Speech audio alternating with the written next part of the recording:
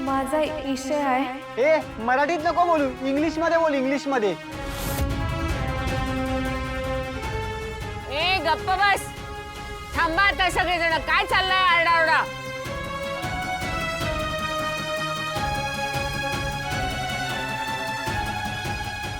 ताई, हिला जमणारच नसेल, हिने प्रॅक्टिसच केली नसेल तर पार्टिसिपेट कशाला केलं? नाही म्हणजे परफॉर्म करण्याच्या आधीच इतका गाजावाजा करण्याची काय गरज होती? कमळीने हा एवढा गाजावाजा केला नसणार।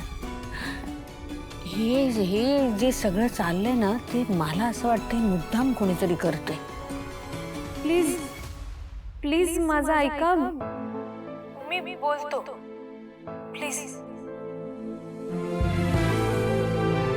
आज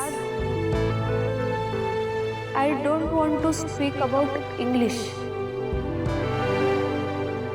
I want to speak about life. My friend. Life. इंग्रजीपेक्षा ती लय डिफिकल्ट असते।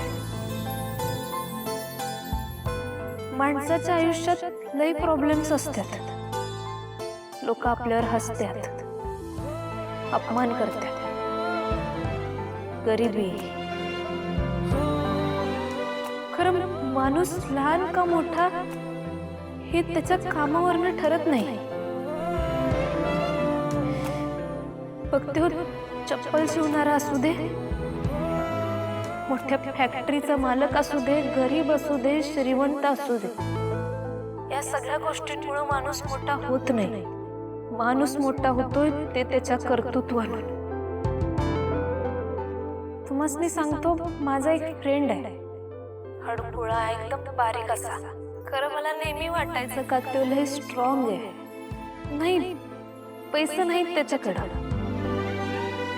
ना आई वडील श्रीमंत आहेत, घरात इतकी गरिबी असून बी जिद्दीने श्रीमंत असणारा माणूस मी कधी बघितलंच नव्हता।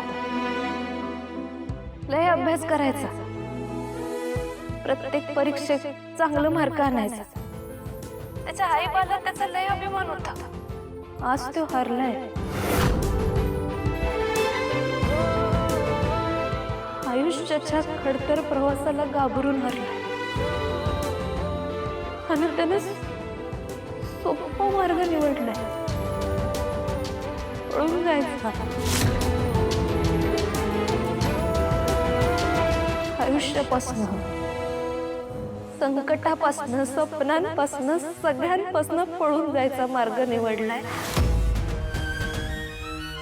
या जगातनं निघून जायचा मार्ग निवडलाय।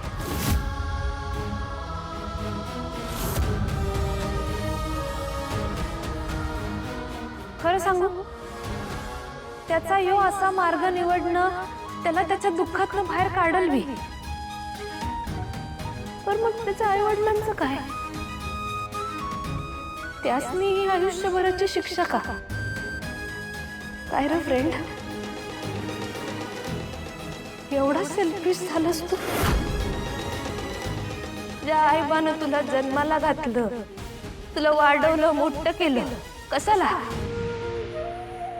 एक दिवस तू असं पळून जाणं, गुडघ्यासारखं आत्महत्या करायला म्हणून? तू लय हुशार आहेस ना? लय अभ्यासाची आवड आहे तुला। कुठे आहे तुझी हुशारी? कुठे आहे तुझा अभ्यास? अरे आपल्या महाराजांनी आपल्याला काय शिकवलंय यावर आपण तासन तास बोलत बसलोय। महाराजांच्या पराक्रमाच्या गाथा तू असं सांगत होतास की मला? त्यांच्या सगळ्या गाथा सांगत असताना ऊर असा भरून यायचा अभिमानानं तुझं, त्याचं काय झालं? हे शिकवलंय का महाराजांनी आपल्याला? असं हारायला शिकवलंय? तुझ्या आई वडिलांना असं हारायला शिकवलेलं नाही। अरे असतील की लाख लाख परिस्थिती वाईट असेल, पण म्हणून यो निर्णय घ्यायचा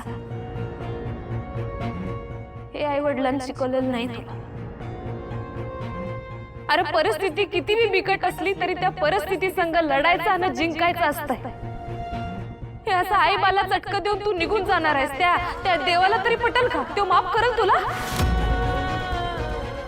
अरे बाबा, गरीबाला फक्त एकच संपत्ती असते, ती म्हणजे त्याची पोरं.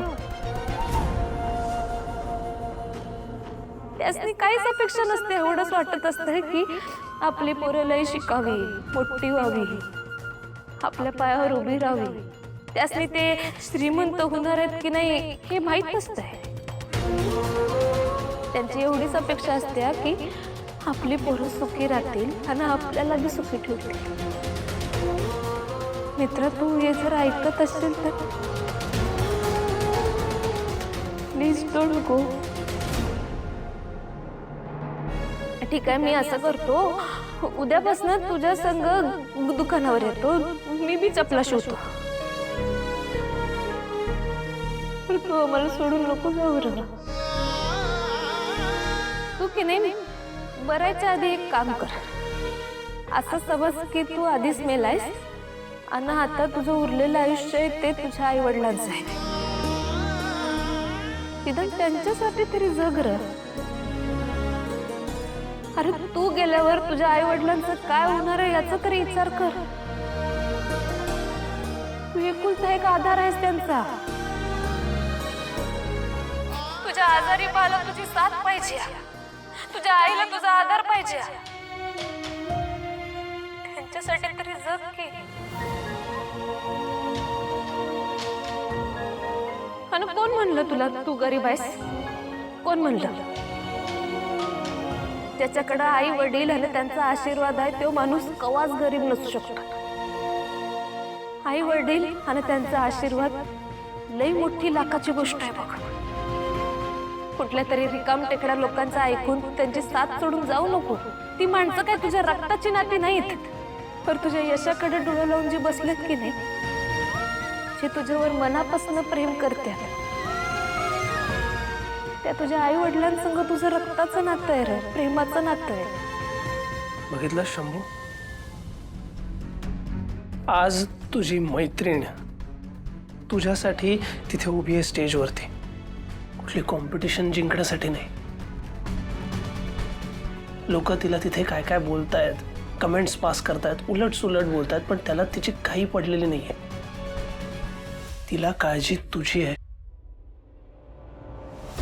तिला ना कॉम्पिटिशनची पर्वा आहे ना लोकांची.